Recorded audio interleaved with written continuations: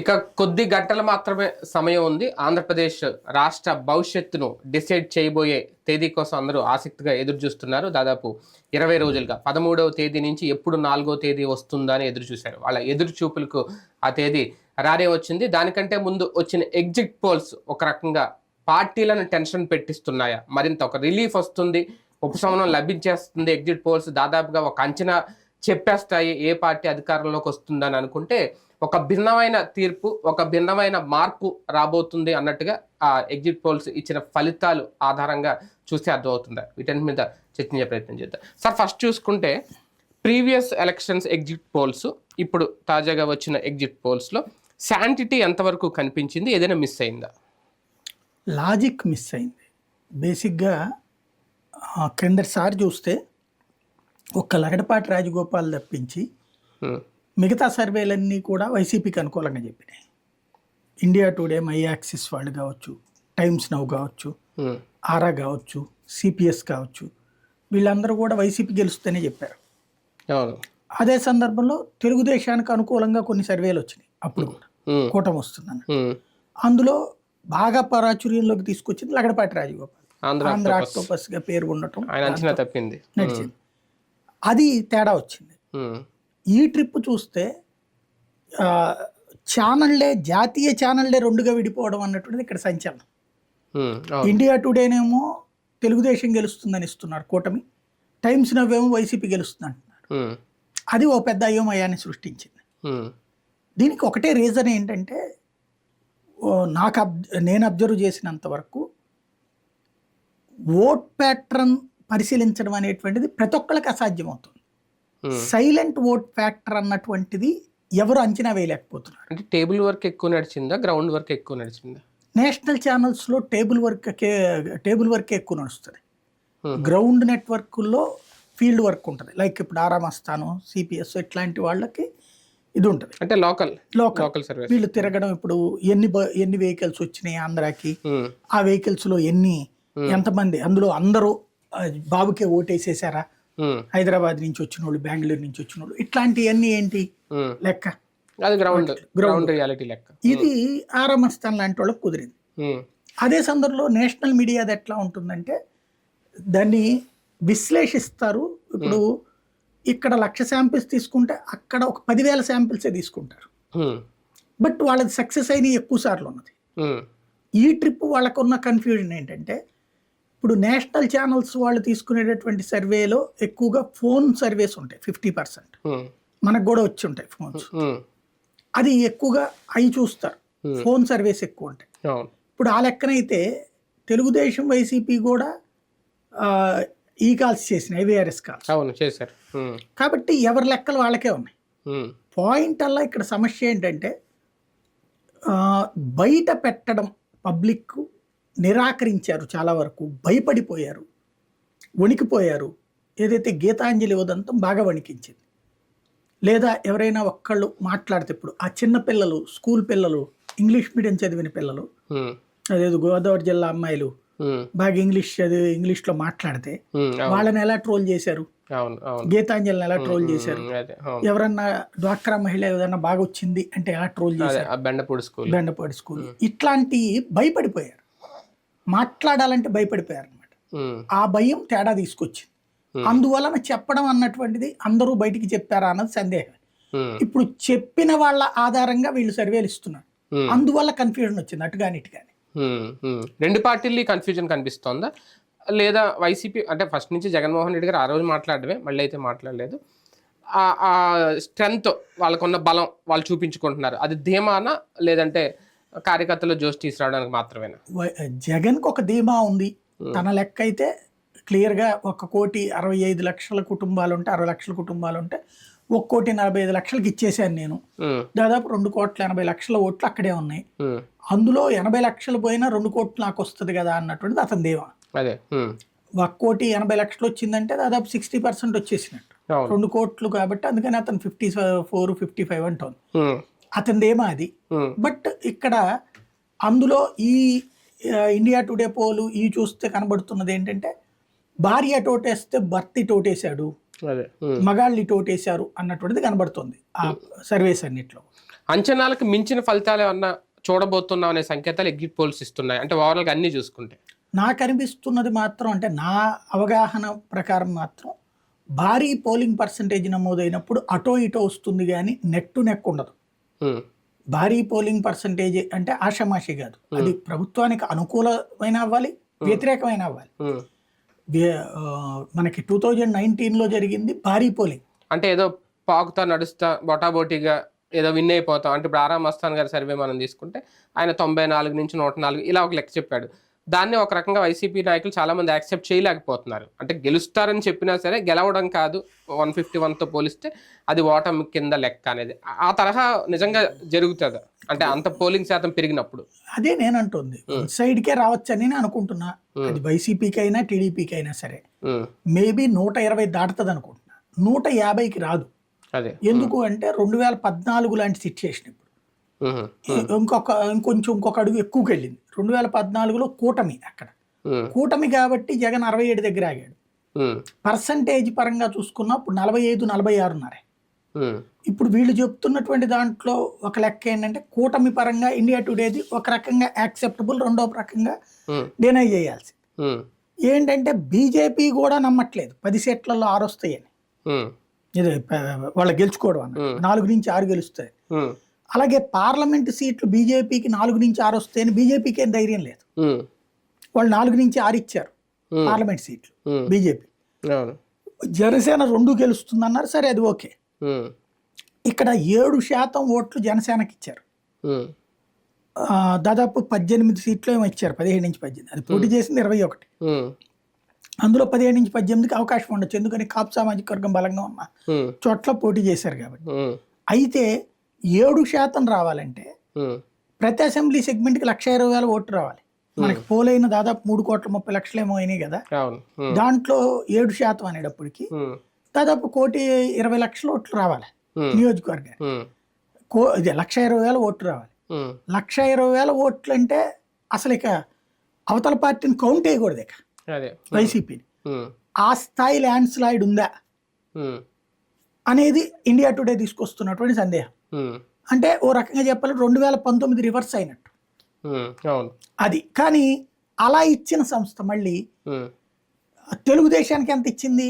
42% ఓట్లు ఇచ్చింది. వైఎస్ఆర్ కాంగ్రెస్ పార్టీ 44% ఓట్లు వచ్చి వాళ్ళేమో 55 నుంచి 77 సీట్లు గెలుచుకుంటారట. తెలుగుదేశం పార్టీకి ఏమో 2% తక్కువ ఓట్లు వచ్చి వాళ్ళు 79 నుంచి 98 వస్తుందట. అలా ఎలాగవుతుంది? 42 వచ్చినోడికి ఏమో 55 నుంచి 77, 44 వచ్చినోడికి 42 వచ్చిన వాళ్ళకేమో 90 నుంచి 75 నుంచి 99, 98 అంటే ఒక కన్ఫ్యూజన్ ఉంది. అది దానికి సహజంగా ఏమంటారంటే వీళ్ళు జనసేన బీజేపీ ఓట్లు కూడా పడతాయి, కానీ తెలుగుదేశం ఓట్ బ్యాంక్ ని కౌంట్ వేయడం కదా వాళ్ళు చెప్తున్నటువంటిది. తెలుగుదేశం పోటీ చేసే చోట తెలుగుదేశం ఓటు కౌంటబుల్ కదా. అయితే జనసేన బీజేపీ ఓటు కూడా అక్కడ యాడ్ అయ్యి ఉంటది కాబట్టి అది ఆ స్థాయిలో తెలుగుదేశం గెలుచుకుంటుంది అన్నటువంటిది ఇండియా టుడే చెప్తారు. మొదటి నుంచి భయం అయితే ఎక్కడా కనిపించలేదు, చాలా ధైర్యంగానే ఉంది వైసీపీ కానీ జగన్మోహన్ రెడ్డి గారు కానీ. పోలింగ్కి ముందు 175 to 175 వై నాట్ అన్న జగన్మోహన్ రెడ్డి గారు పోలింగ్ అయిపోయిన తర్వాత ఐపాక్ వాళ్ళతో కలిసి 151+ మనకు సీట్లు వస్తాయని చెప్పడం, అంటే 175 నుంచి కొంచెం తగ్గారు. ఆయన అంతరాత్మ ఒక రకంగా సాక్షి. లెక్క ఏదైనా ఫ్యాన్ పక్క, ఇక్కడ కూడా లెక్క ఏదైనా అంటే వీళ్ళు కూడా కాంప్రమైజ్ అయిపోతున్నారు ఒక రకంగా. అంటే వాళ్ళ జాతీయ స్థాయి సర్వేలు ఇవన్నీ చూసుకొని డేలా కనిపిస్తోందా, వాళ్ళకి నిజమే అన్న అర్థం అవుతుందా ఏం జరగబోతుంది అనేది? వాళ్ళు ఆ రాసిన హెడ్డింగ్ కింద ఉన్న వార్త ఎగ్జిట్ పోల్స్ ఒక్కొక్క ఛానల్ ఒక్కొక్కటి వచ్చింది కదా అని, అదే ఏది ఇచ్చినా సరే మేమే రాబోతున్నాం అనేది. అంతే 175 నుంచి వెనక్కి వచ్చారా అంటున్నాను నేను. ఇప్పుడు 175 అనే పదం వాళ్లే మొదటే చెప్పుకున్నదే కదా. అవును, ఒక లక్ష్యం అది పెట్టుకున్నారు, ఇంకా అంతకుముందు పెట్టలేరు కదా, గెలవాలి 150 గెలవాలని కాకుండా. జనసేన ఇదే భారతీయ జనతా పార్టీ ఉంది, 400 లక్ష్యం పెట్టుకుందంటే 400 గెలిచేస్తామని కాదు, 400 సాధించాలన్న లక్ష్యం. 544 సాధించాలి అంటే అది అహంకారం అవుతుంది. 400 పెట్టుకున్నారా? మోడీ 370 అన్నట్టున్నారు. 370 పార్టీకి సొంతగా, బీజేపీకి సొంతగా, కూటమికి 400. అట్లాగే వైసీపీ ఏంటి, ఇది అహంకారంగా ఎందుకు కనిపించింది? 175 ఎందుకు రావు అనేది అది వ్యతిరేకం అయి ఉండొచ్చు జనంలో. ఏంది వీళ్ళు 175 గెలిచేది అనేటువంటిది, ఓవర్ కాన్ఫిడెన్స్ తో ఉన్నారు. అది అనిపించి ఉండొచ్చును. రెండోది ఏంటంటే అట్లా లక్ష్యం పెట్టుకుంటే ఇప్పుడు మనం 110 గెలిస్తే చాలు అంటే గనక అందరూ నిర్లిప్తంగా ఉంటారు. కాబట్టి ఇక్కడ 175 అనేటువంటిది పెట్టుకొచ్చింది. 157 అనేది తన అంచనా, నియోజకవర్గాల వరకు తను 3 సర్వేలో 4 సర్వేలో చేయించుకుని చేసుకున్నటువంటి అంచనా. అంచనాలు ఫెయిల్ అవ్వచ్చు, సక్సెస్ అవ్వచ్చు. ఇప్పుడు 2014లో ఫెయిల్ అయ్యింది. 2014లో నాకు బాగా గుర్తు, అప్పుడు వీళ్ళ సర్వే లాస్ట్ పోల్ రోజున నేను అప్పుడు జెమినీలో ఉన్నా, మనం మొత్తం సర్వే చేసుకుంటూ నేను అటు శ్రీకాకుళం నుంచి ఇటు వచ్చాను అనమాట. బెజవాడ దగ్గర కంక్లూడ్ చేశాను నేను. అంతకుముందు తెలంగాణ ఎలక్షన్స్ అయిపోయి సెకండ్ ఫేజ్ కదా ఇటు జరిగింది.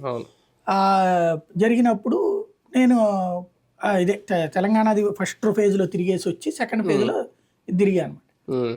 ఆ రోజున అడిగినప్పుడు నాతో వైసీపీ నాయకులు అన్నప్పుడు మీరెంత ఎక్స్పెక్ట్ చేస్తున్నారంటే వాళ్ళు ఏమన్నారంటే 150 వస్తే మాకు అని అంచనా వేస్తున్నాం అన్నారు. సర్లేండి అయితే అన్న. అట్లా కాదు మీరెంత వేస్తున్నారంటే నా దృష్టిలో 60 నుంచి 70 మధ్యలో రావచ్చండి మీకు అని చెప్పా. 60 నుంచి 70 వరకు రావచ్చు అంటే మిమ్మల్ని తెలుగుదేశం మనిషి అంటుంటారండి మా వాళ్ళు, అందుకని చెప్పేసి మీరు ఆ లెక్కనే చెప్తున్నారంటే సరే మీరు ఏ కోణంలో నుంచి లెక్కేసుకుంటున్నారో చెప్పండి అన్న. అప్పుడు ఎవరు నాకు బాగా పేరు గుర్తున్నది అయితే బాజిరెడ్డి గోవర్ధన్ రెడ్డి, గౌతమ్ రెడ్డి వీళ్ళు గుర్తున్నారు. ఎందుకంటే వాళ్ళ ఇంటి దగ్గర లైవ్ చేసింది. బాజిరెడ్డి గోవర్ధన్ రెడ్డి అప్పుడు ఉమ్మడి రాష్ట్రంగా ఉంది కదా, వైసీపీ తరపున ఇక్కడ ఉన్నాడు అనమాట, ఎమ్మెల్యేగా గెలిచాడు కదా తర్వాత అతను. ఆయన వీళ్ళందరూ కూర్చుని ఉన్నారు అనమాట, 3-4 దాకా. వాళ్ళందరూ మాట్లాడినప్పుడు నేను అన్నా అనమాట, శ్రీకాకుళం నుంచి నేను అబ్జర్వ్ చేసుకొచ్చింది ఏంటంటే కాంగ్రెస్కున్న వ్యతిరేకత మీ మీద పడుతోంది.